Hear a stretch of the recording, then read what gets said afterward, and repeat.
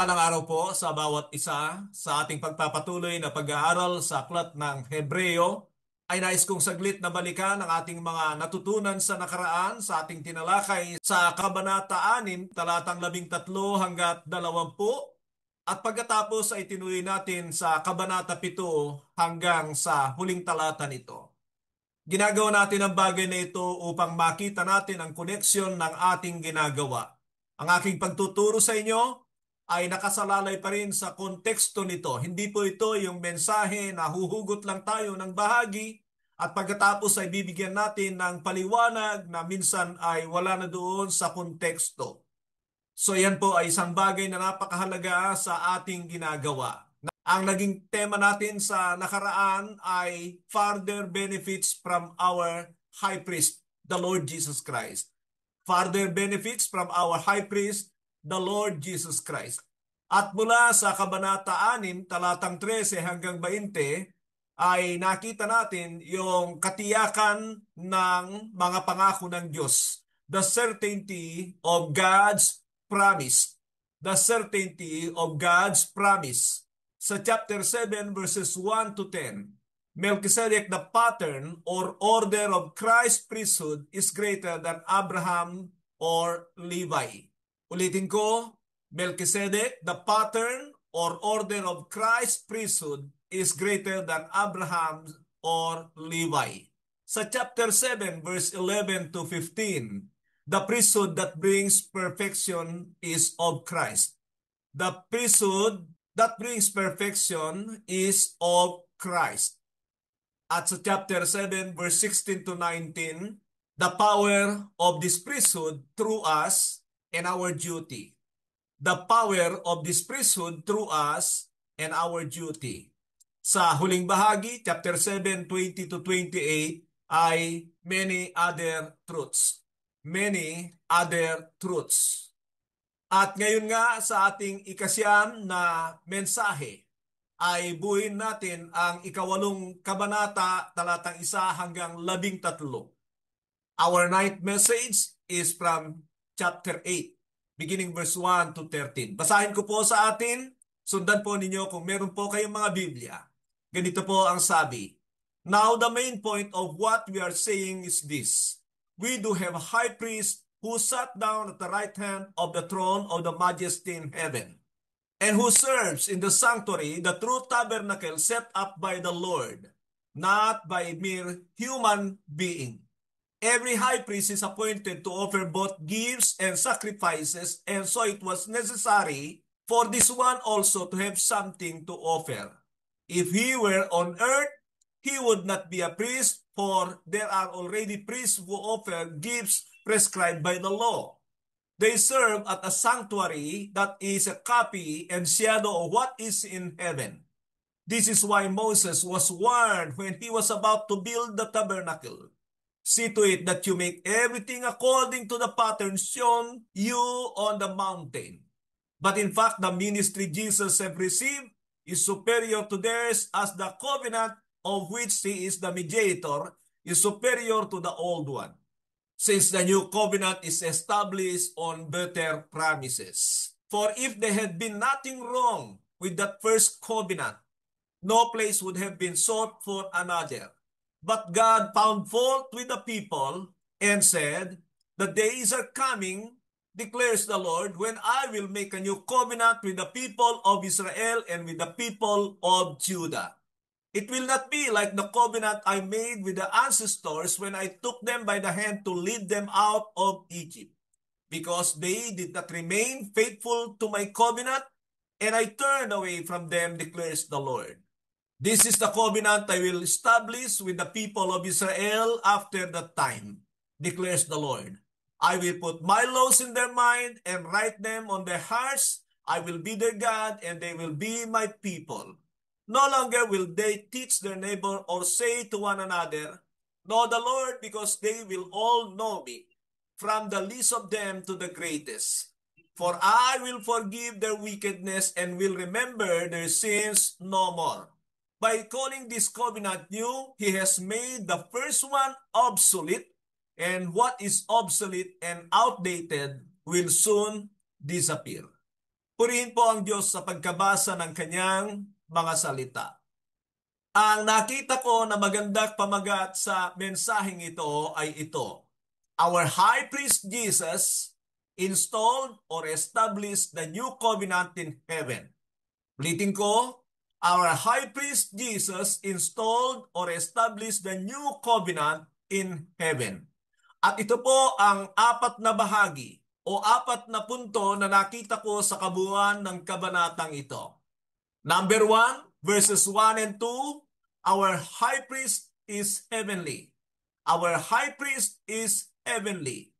Verses 3 to 6, earthly and heavenly high priest comparison again. Earthly and heavenly high priest comparison again.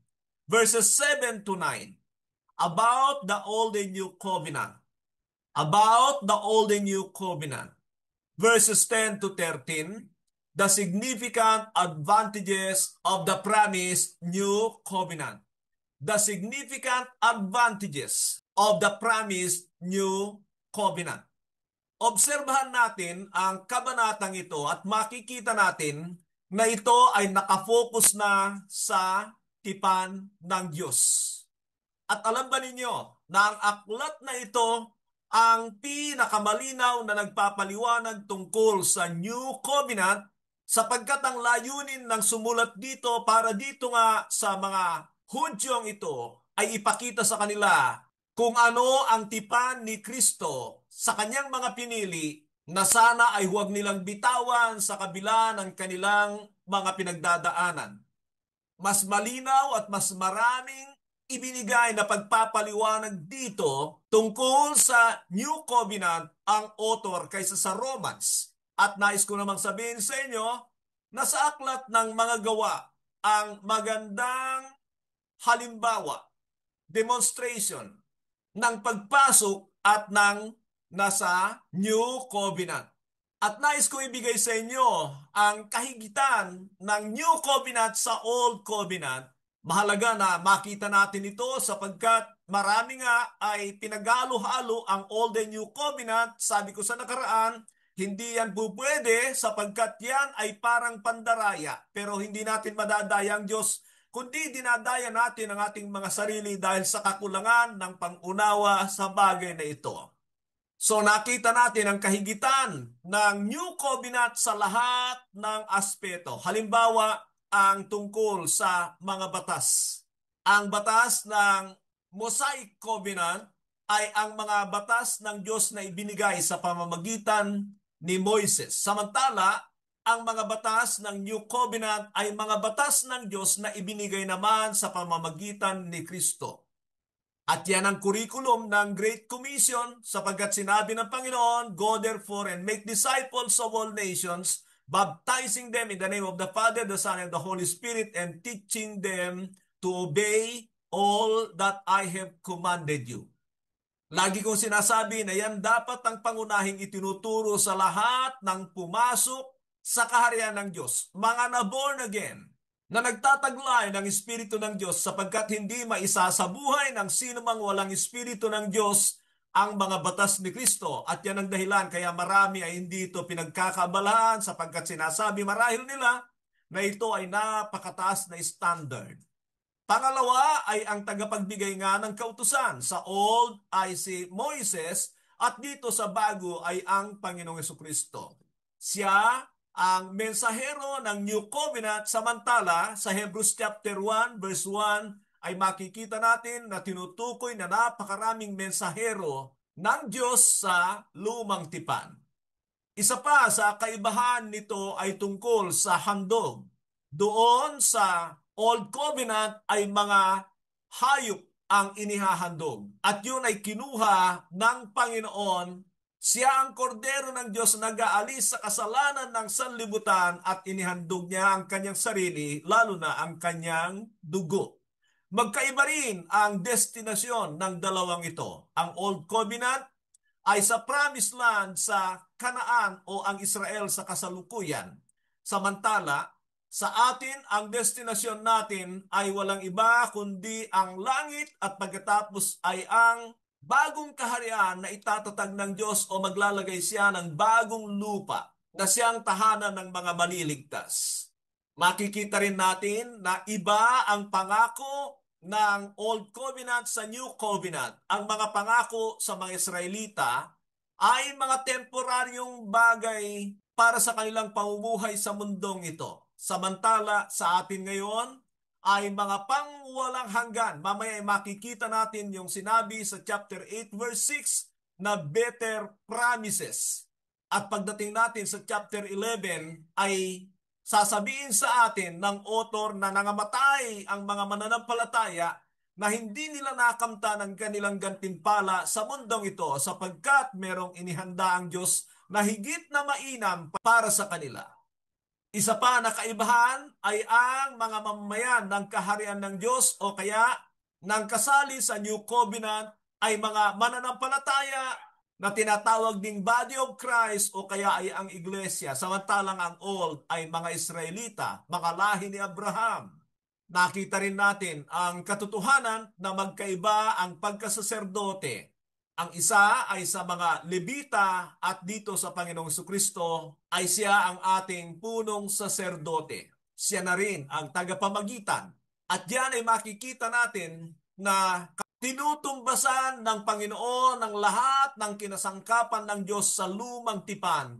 Siya lamang sa New Covenant. Ngayon, kung tayo ay kukuha doon sa mga pangako sa mga Israelita, sasabihin ko sa inyo na para nating tinatanggihan ang Panginoong Jesucristo bilang siya ang katuparan ng lahat ng bagay na yon sa lumang tipan. Ang gagawin natin sa pagkakataong ito, katulad ng sinabi ko sa inyo kanina, na ito ay may 4 na bahagi at isa-isahin natin ang mga bahaging yon para makita natin ang katotohanan ng ating pamagat. Our High Priest Jesus Christ installed or established the new covenant in heaven. At ang ating unang bahagi ay our High Priest is heavenly. Our High Priest is heavenly. Yan ay sa verses 1 and 2. Verses 1 and 2, basahin muli natin at pagkatapos ay titingnan natin kung ano ang makikita natin sa bagay na ito. Mga katotohanan na nais ipakita sa atin ng Diyos. Sinabi, now the main point of what we are saying is this. We do such have a high priest who sat down at the right hand of the throne of the majesty in heaven, and who serves in the sanctuary, the true tabernacle, set up by the Lord, not by mere human being. So ano po ang mga ipinapakita sa atin dito? Nais ko yung sinabi niya na the main point na nangangahulugan na ito yung pinakabuod, pinakasentro ng lahat ng sinasabi niya. Ito ang dapat nilang maunawaan. At ano sinasabi niya? We do have such a high priest who sat down at the right hand of the throne of the majesty in heaven. Ito yung ating punong saserdote. Siya ay makalangit. Hindi siya para dito sa lupa na temporaryo. At makikita rin natin ang katotohanan na ang kanyang trabaho o tinarabaho ay talagang tinapos niya ang lahat ng ito. At ang the best pa rito ay ang trabaho niya ay ginanap niya doon sa langit, doon sa original, hindi doon sa anino na templo na kinopya ni Moises sa ipinakita ng Diyos sa kanya. Dapat nating maunawaan ang katotohanan ito na lahat ng mga bagay dito sa lupa, karamihan talaga ay nakapattern sa langit. Lalo na yung templo o tabernakulo. At kung maalala nyo pa ay maging yung puno ng buhay ay nakapattern din yon sa kaharian ng Diyos sa langit. Sinabi pa, serve in the sanctuary, the true tabernacle set up by the Lord, not by mere human being. Ang pagbanggit sa true tabernacle ay nangangahulugan na merong hindi totoo. Para siyang anino lamang, para siyang reflection lamang na nakikita sa salamin. Yun ang ibig sabihin nun. Pero itong pinagdausan ng Panginoon para ipatupad ang pakikipagtipan sa Ama in behalf of the people ay doon sa totoong tabernakulo sa langit, gawa ng Diyos, hindi gawa ng tao. Gusto ko pa yung sinabi niya na who sat down at the right hand of the throne of the majesty in heaven. Yan ay tila nagpapakita na talagang inaccomplish lahat ng Panginoon ng tama. Walang labis, walang kulang, eksakto, wala tayong may dadagdag sa ginawa ng Panginoon. Tinarabaho niya lahat yung sinasabi nating bahagi ng napakaraming tao sa lumang tipan maging ng hayop ay isinakatuparan lahat ng Panginoon doon pa sa langit. At nung siya ay naupo, ay nangangahulugan nito na well accomplished siya at siya ay well satisfied sa kanyang ginampanan. At nangangahulugan yan na wala tayong may dadagdag sa paraan ng pagliligtas ng Diyos.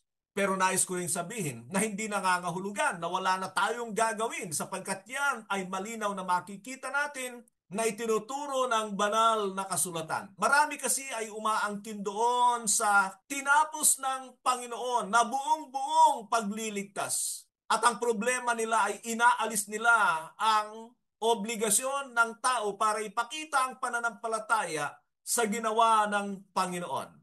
Pero dahil nababanggit ang tungkol sa templo, ay dapat nating makita ang katotohanan ito. Kung ang templo ay nakapattern doon sa langit, at ngayon tayo ang mga templo ng Diyos, ay nais kong makita nyo ang katotohanan ito, na ang pattern natin ay ang Panginoong Jesucristo. He is the acceptable pattern. Nanahan ang banal na Espiritu sa Panginoong Jesucristo nung siya ay nandirito sa lupa, ganun din naman sa mga na-born again, at yan ay makikita natin ang halaga ng pattern ng buhay ng Panginoong Jesucristo na dapat makita sa atin. Lahat ng yan, isang bagay pa na dahil ito ay tinapos niya sa langit, nangangahulugan na ito ay pangwalang hanggan. Pupunta tayo sa pangalawa, sa verses 3 to 6. Earthly and heavenly high priest comparison again. Mayroon na naman pagkukumpara na ginawa dito ang author sa mga saserdote sa lupa at ang punong saserdote ang ating Panginoon Jesucristo. Basahin ko muli, every high priest is appointed to offer both gifts and sacrifices, and so it was necessary for this one also to have something to offer. If he were on earth, he would not be a priest, for there are already priests who offer the gifts prescribed by the law. They serve at a sanctuary that is a copy and shadow of what is in heaven. This is why Moses was warned when he was about to build the tabernacle. See to it that you make everything according to the pattern shown you on the mountain. But in fact, the ministry Jesus has received is a superior to theirs, as the covenant of which he is the mediator is superior to the old one, since the new covenant is established on better promises. Isa-isain po natin. Mula sa verse 3 sinabi niya, every high priest is appointed to offer both gifts and sacrifices, and so it was necessary for this one also to have something to offer. Ang mga saserdote ang tanging nakakapaghandog para sa mga tao. At yan natin makikita na tatanggapin nila ang mga handog ng mga tao na mga hayop at doon ay ihahain nila ang dugo noon doon sa templo. Yan ang sinasabi sa atin dito, no? So it was necessary for this one also to have something to offer. At nakita na natin sa mga nakaraan na ang inihandog ng Panginoon Jesucristo ay hindi dugo ng toro at kambing na hindi nakakapawi ng kasalanan, kundi ang kanyang sariling dugo na walang bahid, tungis at karapat-dapat na mag-aalis sa kasalanan ng sanlibutan. Sinabi pa sa verse 4, if he were on earth, he would not be a priest, for there are already priests who offer the gifts prescribed by the law. Ano sinasabi niya? Sa mundong ito, ang Panginoong Jesucristo ay hindi tatanggapin. He is unqualified as a priest. He is disqualified by the law because the law says that it is only for the Levites. Mga salin-lahi ni Levi ang tanging maaring maging saserdote. Pero makikita naman natin ang katotohanan na doon sa langit, ang Panginoon ang pinili. Pero tingnan niyo ito mga kapatid. Alam niyo ba na nung una dapat ang saserdote o kaharian ng saserdote ay lahat ng Israel? Lahat ng Israel. Basahin niyo po ang Exodus 19:6. At diyan ay makikita niyo ang sinabi ng Diyos sa kanila na you will be a kingdom of priests for me. Ang tinutukoy niya diyan ay ang kabuuan pa ng Israel. Pero kalaunan, pagkatapos silang magkasala ng sambahin nila ang gintong guya, ay doon ni-reject ng Panginoon. At dahil naging masigasig ang mga Levita para sa Kanya, ay sila ang itinalaga ng Diyos na maging saserdote lamang para sa kanilang mga kalahi. Isang bagay pa, dapat ang pagkasaserdote ng buong Israel ay para sa lahat ng bansa, pero yun ay nag-fail. Pero nang dumating ang Panginoon, siyang naging punong saserdote, ang lahat ng mga na born again ay naging mga saserdote rin naman. Diyan ay makikita natin na hindi nag-fail ang pangunguna ng Panginoon bilang dakilang saserdote. Magandang makita natin ang katotohanan yan.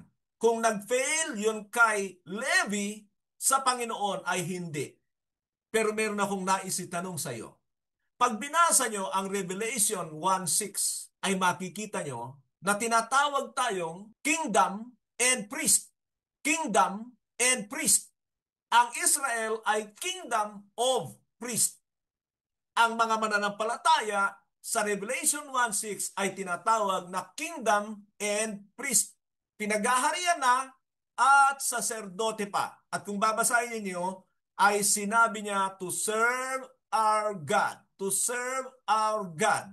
Kaya kung ikaw ay nasa ilalim ng pagkasaserdote ng Panginoong Jesucristo at ikaw ay tinuturing mong saserdote ng Panginoon, ang tanong ko ay naglilingkod ka ba? Yan ang dahilan kaya ang Diyos ay pinagkalooban ng mga kaloob ang lahat ng mga mananampalataya sapagkat hindi ka makakapaglingkod sa Diyos maliban na mayroon kang gift mula sa banal na Espiritu. At ang problema sa ating kapanahunan ay yung mga false converts. Hindi talaga totoong na born again. Hindi nagtataglay ng Espiritu ng Diyos. Kukwestiyonin nila itong mga ganitong sinasabi ko na mataas na standard ng Diyos. Dahil ang mga walang Espiritu ng Diyos ay hindi nila kayang arukin ang mga bagay na mga katulad ng ganito. Punta tayo sa verse 5 na sinabi niya, they serve at a sanctuary that is a copy and shadow of what is in heaven. This is why Moses was warned when he was about to build the tabernacle. See to it that you will make everything according to the pattern shown you on the mountain. Naipaliwanag ko na ang bagay na yan. Punta tayo sa verse 6, sinabi niya, but in fact, the ministry Jesus has received is as superior to theirs, as the covenant of which he is the mediator is superior to the old one, since the new covenant is established on better promises. Pansinin niyo ang mga katotohanan ito. Number 1, ang ministeryo ng Panginoon ay superior, mas mataas, mas matindi kaysa sa mga Levita. Ang mediator ng Old Covenant ay hindi lahat ng Levita. Isa lang, si Moises lang. At siya ay failure. Hindi nga siya nakapasok sa Promised Land. Pero isa pang makikita natin dito is that he is superior because he is the mediator of the new covenant which is established on better promises. Tingnan niyo po ang katotohanan ito. Na dahil ang Panginoon ang mediator ng New Covenant ay talagang mas matindi ito. Kaya ko sinasabi yan sapagkat marami ay pinipili yung sa old na hindi nila nalalaman At sa pamamagitan ng ganyan ay parang nire-reject nila ang Panginoong Jesucristo. Now, gusto ko itong sinabi niya rito. The new covenant is established on better promises. Number one, nangangahulugan yan ng kaibahan nito sa old. Minsan ko pang ulitin na ang mga pangako sa old ay mga bagay sa mundong ito. Kayamanan, proteksyon, kalusugan, at kung ano-ano pa. Yan ang tanda ng pagpapala ng Diyos sa kanyang mga pinili sa Israel. Pero dahil sinabi niya dito na ang New Covenant ay established on better promises, ano itong mga pangakong ito? Itong mga pangakong ito ay pangako ng Diyos sa pamamagitan ni Kristo. They are eternal, settled in heaven. At kung wala kang pananampalataya, you will grab these temporal things promised to Israel, and then you gonna miss those promises in Christ, the promises of the new covenant. Tandaan ninyo na sinabi ng Panginoon doon sa talinghaga sa Lucas Kabanata 5, talatang 37 hanggang 39, na mas pipiliin ng tao ang mga pangako ng Old Covenant kaysa sa mga pangako ng New Covenant. At dahil ito ay sinabi ng Panginoon, ay siguradong mangyayari sa atin kung hindi tayo magiging maingat. Ano ba ang sinusunggaban mo?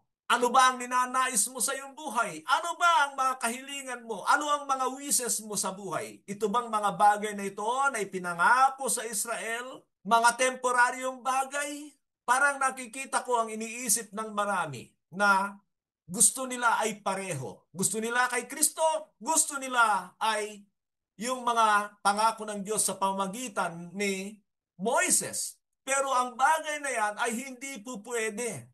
Kaya tignan ninyo ang mga alagad ng Panginoon, pinabayaan nila yung mga temporaryong bagay, umasa sila sa mga bagay na walang hanggan, at ang matindi pa doon ay pinatay sila sa mundong ito sapagkat hindi nagugustuhan ng mga tao na para bagang pababayaan sila ng Diyos kung wala silang mga pagpapalang temporaryo dito sa lupa. Hindi ganyan ang ibig ko sabihin, mga kapatid. Ang Diyos ay hindi ka na pababayaan dito, pero hindi ito ang iyong prioridad. Hindi ito ang uunahin mo, kundi ipagpapalit mo yung temporaryo doon sa mga pangwalang hanggan para yun ay makamtan mo. Punta tayo sa pangatlong punto, sa verses 7 to 9. Verses 7 to 9. Ang pamagat natin dito ay about the old and new covenant. About the old and new covenant. Sinabi niya, for if there had been nothing wrong with that first covenant, no place would have been sought for another. But God found fault with the people and said, the days are coming, declares the Lord, when I will make a new covenant with the people of Israel and with the people of Judah.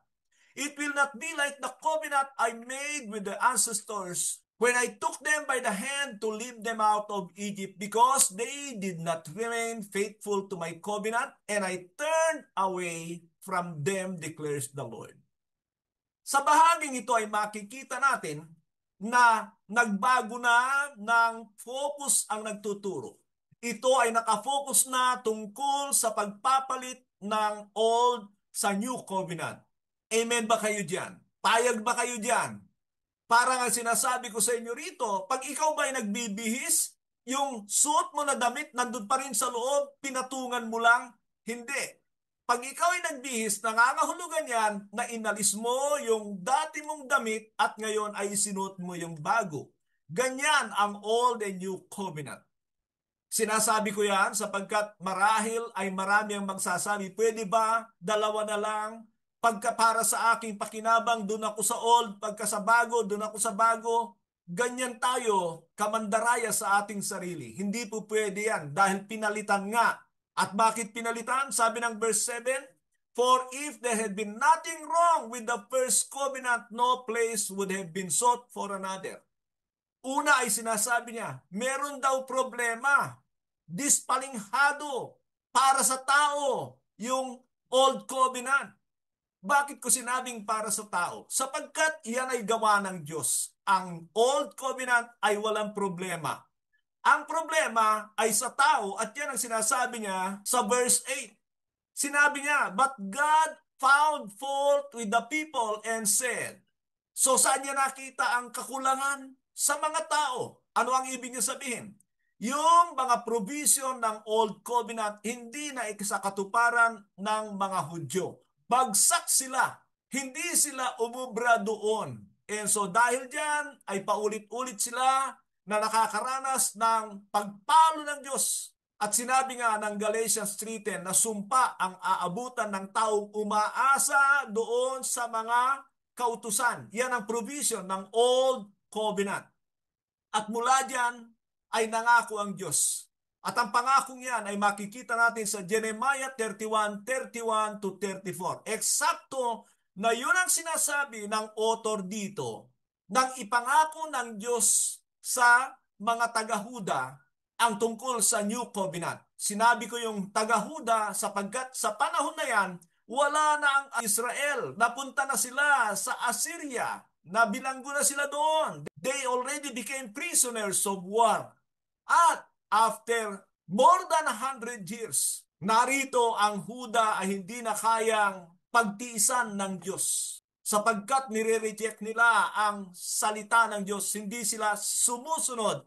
And so, ang Diyos ay ipapadala na rin sila sa pagkabihag sa Babylonia. Pero dahil ang pangako ng Diyos ay para sa Israel, hindi para sa mga tao sa kapanahunan yon, kundi sa kabuuan ng mga salinlahi ni Abraham hanggang sa atin nga na magiging salin ni Abraham sa lahat ng bansa ay kailangang mangako ng Diyos ng kanyang ipinangako. Ano ang sinabi niya sa kanila? The days are coming, declares the Lord, when I will make a new covenant with the people of Israel and with the people of Judah. So dahil sa panahong yan, sila pa lang ang kausap ng Diyos, sila ang binabanggit dito. Pansinin niyo ang verse 9. It will not be like the covenant I made with their ancestors when I took them by the hand and led them out of Egypt. Ibig sabihin hindi pareho. At sabi niya, because they did not remain faithful to my covenant, I turned away from them, declares the Lord. Mga kapatid, nakakatakot itong sinabing ito ng Panginoon kung pansinin ninyo. Bakit tinalikuran ng Diyos ang Israel? At sinasabi niya rito ang dahilan. Dahil hindi sila naging tapat sa kanilang tipan sa Diyos. Alam niyo, kung may panahon kayo, babasahin niyo ang Deuteronomy chapter 7, beginning verse 7 to, sabihin ko na, mga 13. Basahin niyo yan at makikita niyo na may pananagutan ang mga tao sa tipan ng Diyos. At alam niyo, kung may batas o may pamantayan ang New Covenant na siyang mga batas ni Kristo, ay nangangahulugan yan na may pananagutan ng tao. Sinasabi ko yan sapagkat minsan ay nasabi ko sa mga pastor ang ganito. Yung bang New Covenant ay conditional o non-conditional? At alam niyo, ang daming pastor ang nagsabing non-conditional. At doon ay nakikita po ang kanilang kaignorantehan sa New Covenant. Nangangahulugan yan na walang hinahanap ang Diyos sa iyo sa New Covenant. Hindi po. Ang pagkakaroon ng batas ng Panginoon Kristo para sa New Covenant ay nangangahulugan na may requirements ang Panginoon sa kanyang mga pinili. Sabi ko nga kanina, yung mga iba ay gusto nila walang covenant. Alam nyo mga kapatid, hindi po pwede yan. Hindi naman niya sinasabi ng iba, alam nilang mahalaga ang covenant pero ini-ignore nila. Isinasantabi nila, hindi sila interesado. Pareho lang yon, pareho lang ang ganon. Na parang sinasabi mo na hindi ka interesado sa tipan ng Diyos. Marami na akong nakita at narinig na kinikriticize ako dahil sa New Covenant. Hindi nila alam na yan ang pamamaraan ng Diyos ng pakikitungo sa tao. God deals with man through covenants. Kaya nga may Adamic Covenant, Noahic Covenant, Abrahamic Covenant at kung ano-ano pa. Dahil God deals with man only through covenant. Kung ikaw ay walang tipan sa Diyos, Makikitungo lang sa iyo ang Diyos na parang mga tao sa mundong ito. Pauulanan ka niya, paaarawan ka niya, mabubuhay ka, pero sigurado ko, hindi ka makakarating sa kanyang kaharian sa walang hanggan. Sigurado ko yan. Bakit ko sinasabi yan? Hukom ba ako? Hindi ako hukom, pero alam ko ang sinasabi ng Biblia.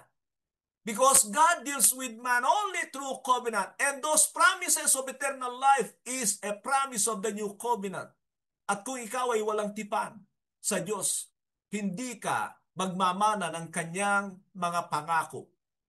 At ito mga kapatid, kung hindi ka totoong na born again, sapagkat sa proseso ng born again, ay nandoon ang bautismo na doon ay pinipirmahan mo sa pamamagitan ng iyong bautismo ang tipan ng Diyos. Pero marami ay binago ang ibig sabihin niyan, kaya walang halaga sa marami. Ang mahalaga lang ay sumampalataya. Ang born again process sa banal na kasulatan o kaya ay sa aklat ng gawa, diyan makikita na believe in the gospel about the Lord Jesus Christ, repent from your sins, be baptized with water so that you may receive the Holy Spirit. So yung apat na hakbang na yan ng totoong born again ay dapat maranasan ng tao. Pag ikaw ay nag-believe lang, sasabihin ko sa inyo, maging ang mga demonyo ay sumasampalataya rin at nangangatal pa. Maliligtas ba sila? Hindi. Hindi sila mabuborn again. Pero ang punto ko dyan, yung token ng iyong covenant kay God ay bautismo. Kung sa mga Israelita ay pagtutuli, sa ating mga mananampalataya ngayon ay bautismo ng mga apostol. Yan ay makikita sa Colossians 2:11 to 13. Basahin po ninyo. At kapag ka inapprove ni God yung ating pananampalataya, pagsisisi at pagpapabautismo, nilinis niya tayo, sa kanya ibibigay sa atin ang kanyang banal na espiritu bilang kanyang selyo na tayo ay katipan niya. Nakukuha po ba ninyo? Mga kapatid, huwag kayong magresolba sa madali. Iyan ay pakana ni Satanas. Gusto niya na madali lang para tanggapin ito ng tao at pagkatapos ay magugulat sila pagdating ng araw. So anong sinasabi niya rito sa 7 and 8? Verse 7 and 8, sabi niya, something was wrong with the old and the fault is of the people. Therefore, there is a need for a new one. Kailangan ng bago. Ang tanong, new covenant ka ba? Aangkinin mo lang yan, pero sigurado ka ba? Baka hindi mo pinagkakainteresan. Kaya nga, yung maging mga Hudyo na na-born again doon sa Acts chapter 2, they devoted themselves to the apostles' teaching dahil alam nila na may bago dito sa new covenant. Mga kapatid, sasabihin ko po sa inyo, sa Old Testament, hindi lang yung Jeremiah 31:31 to 34 ang pangako ng Diyos na ibibigay niya o gagawin niya ang New Covenant. Ang dami niyan sa Old. Sa aklat ng Jeremiah 32, nandyan yan. Sa aklat ng Isaias, paulit-ulit din yan. Sa aklat ng Ezekiel, paulit-ulit din yan. Alam nyo, yan ang basis ng mga apostol sa panahon na iniwan na sila ng Panginoon. Maging ang Panginoon, yan ang basis niya. At ang mga apostol, nung iwan na sila, nasa kanila ng Banal na Espiritu, tinuturuan sila ng Banal na Espiritu, binubuksan sila sa katotohanan, at sila ay namamangha na iba talaga ang New Covenant. At tingnan nyo itong taong ito na sumulat sa mga Hudyong ito, ibang-iba ang kanyang explanation at paglalatag sa kanila tungkol sa New Covenant. Matatanggap man ninyo ito? Sana nga po. Sasabihin ko po sa inyo, kung kayo ay nagnanais nito, ako po ay handang tumulong sa inyo. Isa lang ang dapat yung unawain. Kung ito ay tinuro ng Panginoon ng 3.5 years sa mga alagad niya, ang New Covenant, huwag niyong i-expect na 2 days, 1 week, 1 month, 1 year, 2 years ay kaya kong ituro sa inyo. Bibigyan ko kayo ng mga pundasyon, pero sigurado ko hindi ko kayang ituro sa inyo sa maiksing panahon. At kung kayo'y makakapakinig ng mga ganito, ay katiting lang yan na bahagi. Katiting lang yan na bahagi. Itong ine-explain ko ngayon ay para lang gisingin kayo sa mga katotohanan, pero sigurado ko malayo pa kayo na maunawaan nyo ang lahat ng bahagi ng New Covenant. At ang problema pa dyan ay ang pag-ayaw sa bigat ng kahilingan nito pag ikaw ay hindi nagtataglay ng Espiritu ng Diyos. Malala ko yung nabanggit ko sa isa sa mga grupo namin. Sabi ko doon sa isang baguhan doon na pastor, sabi ko, alam mo, malamang ay dinala ka ng Panginoon sa amin dahil malamang ay naghahanap ka ng katotohanan. Siya po ay napaiyak at siya ay nagpatotoo na marami siyang tinatanggihan ng mga aral na nakikita niya na mukhang malayo sa banal na kasulatan. Ang taong yon ay nagbabasa ng Biblia kaya nakikita niya pero hindi pa niya mag-grasp yung kabuuan. Anyway, mga kapatid, punta tayo sa verse 9, sabi niya, "It will not be like the covenant I made with their ancestors when I took them by the hand and lead them out of Egypt because they did not remain faithful to my covenant and I turned away from them, declares the Lord." So, number one, iba ito. Iba ito sa tipan ng Diyos sa Israel. Pangalawa, kung hindi ka interesado sa bagong tipan, baka tatalikuran ka rin ng Diyos. Kung yung mga Israelita, nakapasok na sila sa tipan, sila ay tuli na sa kanilang mga batas, pero hindi pa rin nila sinusunod, tinalikuran ng Diyos. Ngayon, kung hindi ka interesado sa New Covenant, sasabihin ko sa iyo, hindi ka rin pagkakainteresan ng Diyos. Punta tayo sa pang-apat. Significant advantages of the promised New Covenant. Ulitin ko, significant advantages of the promised New Covenant. Basahin natin ang verse 10 to 13. Sinabi niya, "This is the covenant I will establish with the people of Israel after that time, declares the Lord. I will put my laws in their mind and I will write them on their hearts. I will be their God and they will be my people. No longer will they teach their neighbor or to say to one another, 'Know the Lord,' because they will all know me, for the least of them to the greatest. For I will forgive their wickedness and I will remember their sins no more. By calling this covenant new, He has made the first one obsolete. And what is obsolete is outdated and will soon disappear."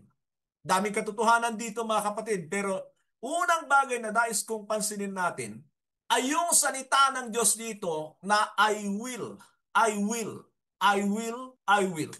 Lima lang yung kumpletong I will, pero nakikita ko na may mga karagdagan pa ito dahil lang sa construction ng sentence sa English. Hindi ito bababa ng 7. At yan, yung I will ni God ay mga pangako na gagawin niya. Isipin niyo ito. Kahit doon lang sa 10 Commandments, mga kapatid, makikita niyo doon ang salitang thou shall, thou shall, thou shall, thou shall not, thou shall not, thou shall not. Yan ang Old Covenant. Sa New Covenant ay yung salitang I will, I will, I will, I will naman ang maganda rito. So, isa-isahin natin. Verse 10, "This is the covenant I will establish with the people of Israel that time, declares the Lord. I will put my laws in their minds and write them on their hearts, and I will be their God, and they will be my people." Nababanggit ko sa nakaraan na ang Panginoong Jesucristo ang nag-establish ng New Covenant doon sa langit. At yan ang sinasabi niya rito. Isa sa mga sinabi o pangako ng Diyos sa kanila, "I will put their laws in their mind and write them on their hearts." Alam niyo ba sa Old Covenant, nais din ng Diyos na matandaan ng mga tao ang kanyang mga salita, mga provisions ng Old Covenant. Sila ay nagsusulat sa mga hamba o kaya ay naglalagay sila ng mga phylacteries, tinatali ito sa kanilang mga ulo, sa kanilang mga kamay, para lang matandaan nila yung mga provision o mga sinabi ng Diyos sa Old Covenant. Ang problema doon ay yung kanilang kakayanan ang umiiral. Pero dito sa New Covenant ay ang sinabi ng Panginoon na I will put my laws in their minds. Siya ang magtatatak sa ating mga kaisipan, magpapaalala sa atin sa mga salita niya o mga batas niya. Isusulat niya ito sa ating mga puso. So ang new covenant, mga kapatid, is not in the ability of man. Failure nga sila, kaya nga sila tinalikuran ng Diyos dahil failure sila. Pero ngayon ay nangako ang Diyos na siya ang gagawa, siya ang tutulong. Nakukuha po ba ninyo? Hindi natin kaya, pero nangako ang Diyos na siya ang gagawa. At yang pangakong yan, mga kapatid, ay sa pamamagitan ng banal na Espiritu. Hindi tayo makakagawa ng nais ng Diyos maliban na tayo ay tulungan ng Diyos sa pamamagitan ng kanyang banal na Espiritu. At yan yung pangako niya sa Filipos 2:13. Na ano yun? For it is God who works in you to will and to act in order to fulfill His good purpose. See, alam ni Apostol Pablo ang katotohanan ito na hindi niya kayang gawin ang kalooban ng Diyos maliban sa biyaya ng Diyos. That's why it is by the grace of God. Hindi lang para sa kapatawaran, para sa grace ng kapatawaran, ang grace ng Panginoon. Yun ay para magampanan natin ang kalooban ng Diyos sa lahat ng aspeto. We can do nothing apart from Christ. We can do nothing apart from the help of the Holy Spirit. We can do nothing apart from the grace of God. But it doesn't mean na wala tayong willing obedience sa mga nais ng Diyos. Yan ang ibig sabihin ng grace na yan. So siya yung nag-i-steer sa atin. Meron ba kayong ganyan? Kung wala kayong Espiritu ng Diyos, walang nag-uudyok sa'yo, walang tumutulong sa'yo, frustrated ka, at magrereklamo ka sa mga mahihirap na gagawin sa ubasan ng Panginoon. Doon ka ngayon magre-resolba sa luma sapagkat pang-lupa yon, pang-karnal yon. Punta tayo sa verse 11. No longer will they teach their neighbor or say to one another, know the Lord, because they will all know me, from the least of them to the greatest. Tingnan nyo ito mga kapatid. Number 1, pag naborn again ang tao, ang unang-unang gagawin ng banal na Espiritu ay uuhawin niya sa salita ng Diyos mga katotohanan. Dahil alam natin na galing tayo sa sanlibutan at kung hindi tayo mabago sa ating mga paradigm, ay hindi tayo magkaroon ng pagbabago. Sinasabi yan ng John 14:26 na ang banal na Espiritu ang magtuturo sa atin at magpapaalala sa atin. Baka tanungin ninyo ako, pastor, paano? Hindi na pala natin kailangan ng mga tagapagturo. Hindi mga kapatid, hindi inaalis nun ang obligasyon ng mga tagapagturo. Kaya nga yung mga tagapagturo, halimbawa sa Efeso 4:11, ito yung fivefold ministry, ay sinabi, He gave some to be apostles, some to be prophets, some to be evangelists, some to be pastors and teachers to prepare God's people for the work of service. Na nangangahulugan, they were gifted by the Holy Spirit to teach the people. Ang nakikita ko na itinuturo niya rito na hindi mo kailangan ng tagapagturo sa iyo ay kung ikaw ay walang magtuturo sa iyo. Tatrabahuin niya ng banal na Espiritu. Yan ang sinasabi ng 1 John 2:27. As for you, the anointing you have received remains in you. And that anointing will teach you about all things. All things. Kaya yung mga hindi lumalalim, hindi lumalago sa kaalaman, umaasa lang sa internet, sa kanyang napapakinggan, those are the abilities of men. Marami akong natutunan na hindi ko narinig sa marami kong naging pastor at mga naging mentor. Mga kapatid, yan ang katotohanan. Pero yan ay hindi nangangahulugan na wala akong ginawa. I have to seek the Lord with all my heart. I have to read the scriptures over and over again. Kailangan ipakita ko sa Diyos na interesado ako at sa kanyang biyaya, binigyan niya ako ng mga kaunawaan. Alam niyo, yung mga walang kaunawaan, mauumay sa ganitong pagtuturo. Yung mga iba, hindi nila kaya ang ganitong pagtuturo. Ang gusto nila, bula-bulahin sila, patatawanin sila, pagkatapos ay pagbabayarin sila, iaapis sila sa kanilang kalalagayan. Yan ang ginagawa ng maraming tagapagturo. At diyan ay mag-ingat kayo sapagkat makikita nyo ang pangako ng New Covenant. The Holy Spirit will teach us, guide us into all the truth. Sa verse 12, sinabi niya, "For I will forgive their wickedness and will remember their sins no more." Ito pa ang isang maganda sa New Covenant. Sa Old Covenant, tingnan ninyo, pag sila'y naghahandog para sa kanilang kasalanan, ay dugo ng hayop. Tinatakpan lang yon. Pag yun ay nagkasala ulit, nauungkat yung dati nilang kasalanan, ay sa dami na ng pag-uungkat, nabigatan at nabigatan hanggang sa hindi na makayanan ng Diyos, ayan, parusa na naman ang aabutan nila. Pero ang New Covenant, mga kapatid, ay sinabi ng Diyos, "I will forgive their wickedness and will remember their sins no more." Una-una, pinatawad tayo ng Diyos sa pamagitan ni Kristo, wala na siyang maalala sa ating mga kasalanan. At ano sinasabi ng first yan? Na kung tayo magkakasala, ay ipahayag natin ang ating mga kasalanan at tayo ay patatawarin ng Diyos. Alam nyo, tayo, pag may nagkasala sa atin, ang tagal o kaya pag hindi pa tayo naging ulyan, hindi natin makalimutan. Tama?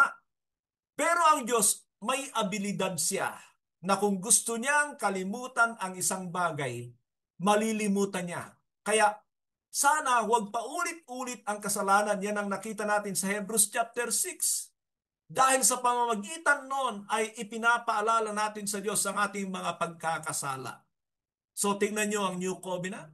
When you sin against God, kalilimutan ng Diyos pag tayo ay totoong nagsisi. Pagdating sa kanyang kaharian, ay makikita ang mga aklat na bubuksan doon at makikita na yung mga totoong sumasampalataya, mga na-born again, mga nagsisisi sa kanilang kasalanan, mga laging naglilinis at gusto nila na hindi magkasala laban sa Diyos, wala silang record doon.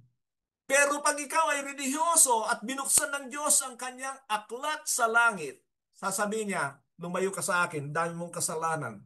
Away from me, you doers of iniquity." Yan ang sasapitin ng mga tao sa old dahil hindi sila nalilinis ng dugo ng hayop. I-request ko sa inyo, mga kapatid, na basahin niyo pa ang Ezekiel chapter 36 beginning verse 24 kahit hanggang 29 lang.